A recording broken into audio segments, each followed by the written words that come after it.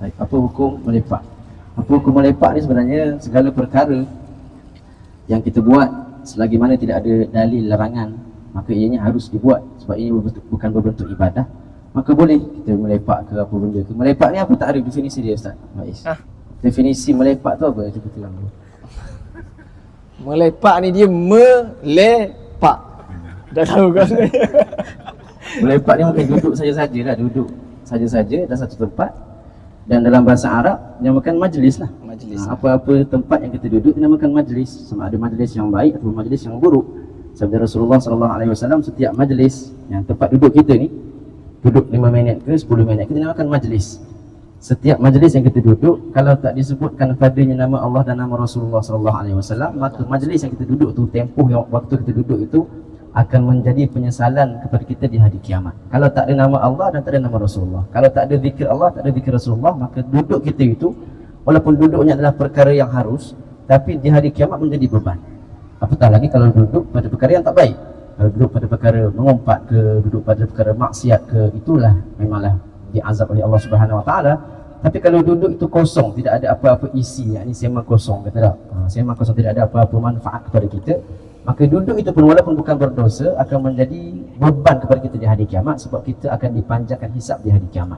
Di hari kiamat Allah akan hisap kita semakin banyak waktu yang kita gunakan, maka semua itu akan dipersoalkan oleh Allah Subhanahu Wa Taala untuk apa kita pergunakan.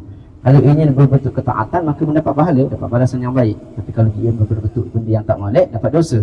Tapi kalau ia tidak ada kebaikan dan tidak ada keburukan, ia menjadi perkara yang harus tapi tetap menjadi beban kepada kita, sebab akan memanjangkan tempoh kita di hari kiamat ketika mana dihisap oleh Allah Subhanahu Wa Taala. Jadi solusinya untuk kita tak terbeban di hari kiamat, pastikan setiap majlis yang kita duduk mesti ada manfaat, mesti ada isinya, mesti ada apa yang kita bincangkan dalam sembang kawan kita itu, mesti ada, sama ada berkenaan dengan ilmu ke, atau ilmu dunia pun, ilmu astronomi ke, ilmu geologi ke, yang penting ada manfaat. Walaupun cakap tentang benda-benda yang kita kata ilmu yang mungkin bukan dalam bidang agama, tapi ada manfaat. Itu yang penting, supaya duduk kita tidak menjadi sia-sia. Cuma kata Nabi SAW satu hadis, bila mana Nabi lalu satu jalan, Nabi tengok ramai sekumpulan sahabat duduk di tengah jalan. Kita ni tepi jalan kan, lalu duduk di tengah jalan. Boleh ke duduk di tengah jalan? Ya, Nabi melarang kita kalau sampai mengganggu jalan orang lain.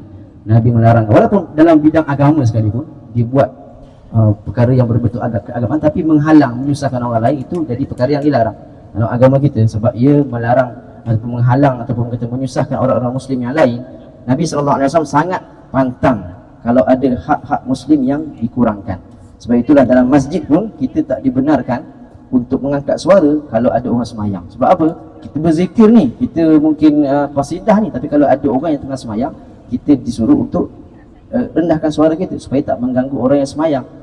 Itu antara prinsip Rasulullah SAW, tidak mengganggu privasi orang lain, tidak mengganggu privasi orang lain. Sebab itulah hadis Nabi kata, boleh tengok sahabat duduk tadi, Nabi kata boleh kamu duduk tepi jalan ni, tapi kena kamu bagi haknya. Antara hak kita duduk di tepi jalan adalah kita memberi salam kepada orang yang lalu di depan kita. Itu hak kita, dan memberi salam ni pahalanya besar. Antara perkara yang sunat, yang lebih besar pahala daripada perkara yang wajib. Biasanya kita punya amalan yang wajib mesti mengatasi pahala yang sunat, tapi memberi salam walaupun hukumnya sunat, jawab salam tu wajib, tapi pahalanya lebih besar daripada menjawab salam. Ini kelebihan memberi salam. Kata Nabi SAW, kalau kamu nak berkasih sayang di antara kamu, nak masyarakat kita ni tidak ada masalah hubungan silaturahim, afsyus salama bainakum, sebarlah salam di antara kamu. Jadi kalau kita duduk di tepi jalan, mesti menunaikan haknya. Yang pertama, beri salam. Yang kedua, tidak membuka aib orang lain.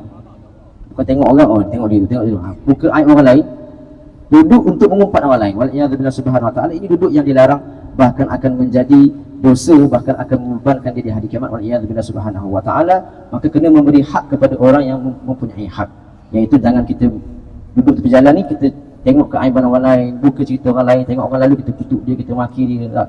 Mestilah kita menjaga aib sesama sendiri, dan itu antara perkara yang boleh sampaikan di sini. Tapi hukum melepak, hukumnya harus, selagi mana tak ada unsur-unsur yang dilarang, mengumpat ke, membuka aib orang lain ke, cakap benda yang diharamkan ke. Jadi ini perkara yang harus. Tapi kalau nak mengubah benda yang harus menjadi ibadah, benda yang adat menjadi ibadah, dengan kita isikan dengan perkara yang baik. Tempat kita ni menjadi mulia kalau diisikan dengan tempat yang benda yang baik.